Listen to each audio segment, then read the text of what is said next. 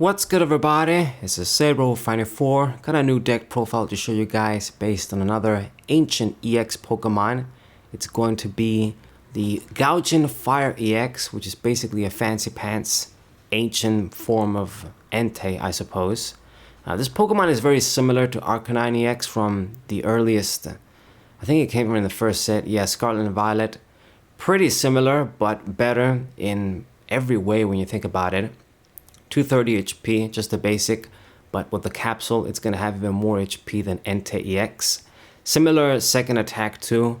Blaze Blitz does 260, which is more than Arcanine's 250, and you don't even discard energies. Now, of course, you can attack until you leave the active spot. Not even next turn you can't use this attack.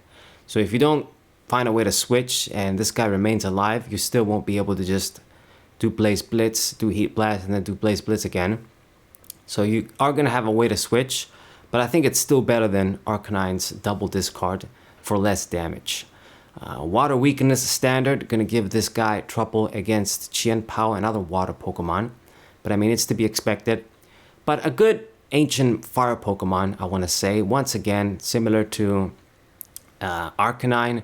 Similar to Roaring Moon, you know, the 3 energy, trying to power up with Sada sort of Pokemon.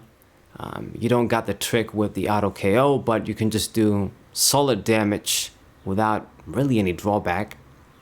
And yeah, of course, as an ancient Pokemon, we get to utilize all of the ancient archetype cards. And with Sada to power up this guy, another benefit that really makes this guy a lot better than Arcanine EX. Okay. So I max this guy out. It's going to be our main attacker, just trying to have a turbo deck, power up this guy, and do some heavy damage, pressure our opponent. 260 is going to get a lot of key one-hit KOs. A lot of the non-EX Stage 1 or Stage 2 basic EX is basically like Chien-Pao, Iron Hands, like all of the future non-evolved Pokemon. All of them are basics, basically. What am I talking about? So you kill all those in one shot. You kill a lot of things, basically. So that's good. So do 4 of this, then I do the double Koraidon, a very good basic ancient Pokemon with Primordial Beatdown. It's gonna do 180 if your bench is full with ancient Pokemon. Even if you do 150, it should be very respectable. So that's a great attack. It's gonna cut our consistency a little bit, running a few fighting energies, but I think it's worthwhile to have. Doing more, it means we need a lot more fighting energies, and then this guy would be pretty inconsistent. But just a few copies, a few fighting energies in the deck should be alright. Shred is also a good attack, but kind of wasted on this Pokemon a little bit. I mean, as just a basic, a non-rule box Pokemon, he would be able to kill Mimikyu and even Aegislash. So it doesn't really gain, you don't really gain much of the benefit of ignoring effects. I mean, it's still a great effect to have. It's still going to hit through a lot of stuff, but you know, it would have been better if maybe this guy had that, or just another EX Pokemon. But very good Pokemon. Good HP with the capsule is going to be 200. Pretty good. No weakness. Dragon. Good stuff. Then I do 3 of the Flutter Mane. Pretty much just an ancient Pokemon that's going to serve as a good enough opening Pokemon that maybe I can put energies on it. But it's going to slow down things like Comfey, completely negate them. Chien-Pao is a big one. Due to the weakness, we got that guy hitting us for weakness is bad, but we can also kill him in one shot. So maybe if we slow the deck down with Flutter Mane, they can't grab energies with that guy. It might be good enough. I have it as an ancient Pokemon. It's going to serve as bodies to have down so I can draw more cards with the drum. I do sort of run that in this turbo wannabe deck. So just have this. I mean, should be good enough. And got the 1 Radiant Greninja. Once again, I was playing matches with this deck and I forgot to include this guy. I was running the 4th Flutter Mane, but you gotta have this guy. I don't know why I keep forgetting to put him in my decks, but you gotta have him because he lets you, it's draw power, and it combos with us wanting to discard a few fire energies for Sada, of course. So you gotta have him for as long as he's around. He's one of the best, if not the best, just Radiant Pokemon with all the synergy in the decks he can give. Alright, and that's it. I mean, 10 basic Pokemon, very, very simple. Just gonna be a turbo deck trying to power this dude up. 260 is good. Heat Blast is not that good, but whatever. We gotta take it. And then hopefully we can put enough pressure to defeat our opponent quickly enough. Or at least just overwhelm them in that they're screwed no matter what they do. They just can't get a good enough setup. So we run a lot of trainers in this deck. We have to. Got the basic fetching balls, you know, Nest Ball and Ultra Ball. It can fetch anything, but I only got basics. We don't really have a lot of options. This is a Discord outlet and a way to get these dudes, so I gotta have it. So max this out. Max out the trekking shoes. Item-based draw should be pretty good. Same for Gutsy Pickaxe. Got a copy of this too randomly, as opposed to another supporter that I don't really fancy.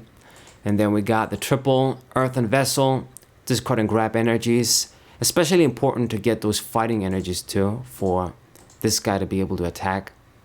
And having those around is nice. And this is another discard outlet too. Pretty good. Combos with Greninja, of course. And then I got the 4 Ancient Booster Energy Capsules to boost our HP. Making this guy big, 290. Making this guy 200, pretty good. And even this Flutter Mane, if I open with it and I know that it's going to make my opponent struggle and they're going to try and kill it quickly, making it 150 might be something as opposed to just having it 90 HP.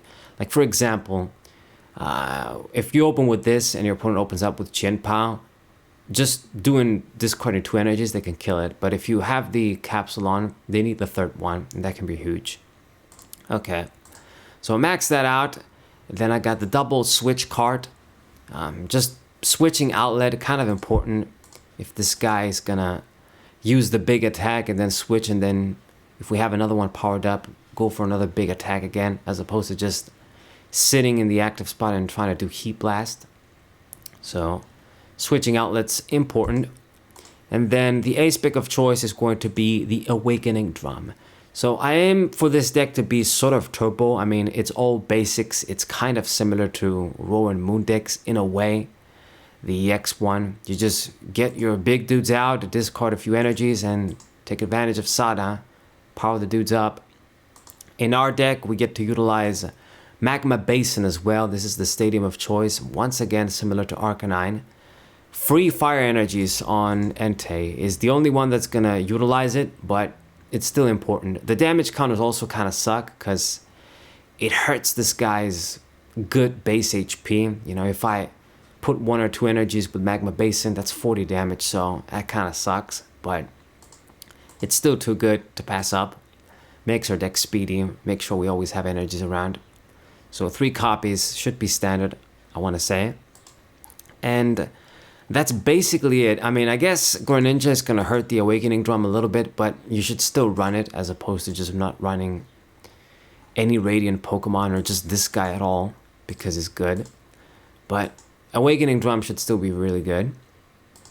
And that's it. Supporter cards, standard stuff. It's the 4 Sada, Welder style. You know, grab energies from the discard pile, power up the Pokemon, draw cards. Very good. Max out the Iono as well. Good draw and disruption. Got the 1 boss's orders, pull at the right time, win the game. And then I got the new face, which is Morty's Conviction. Now, this card, I'm not the biggest fan of it. The same reason I wasn't the biggest fan of Zinnia as well, because they're basically watered down versions of Erica, which Erica was a watered down version of Steven's Advice, my favorite supporter. So if they're going to be even weaker than Erica, then that sucks. But because we have a lack of supporters and because, you know, I need discard outlets, this is a good supporter to have still. If you can draw 4 to 5, it's not that bad. If your opponent fills their bench, you're going to get the max value. It's all right. I mean, Might as well have it as opposed to having other random stuff.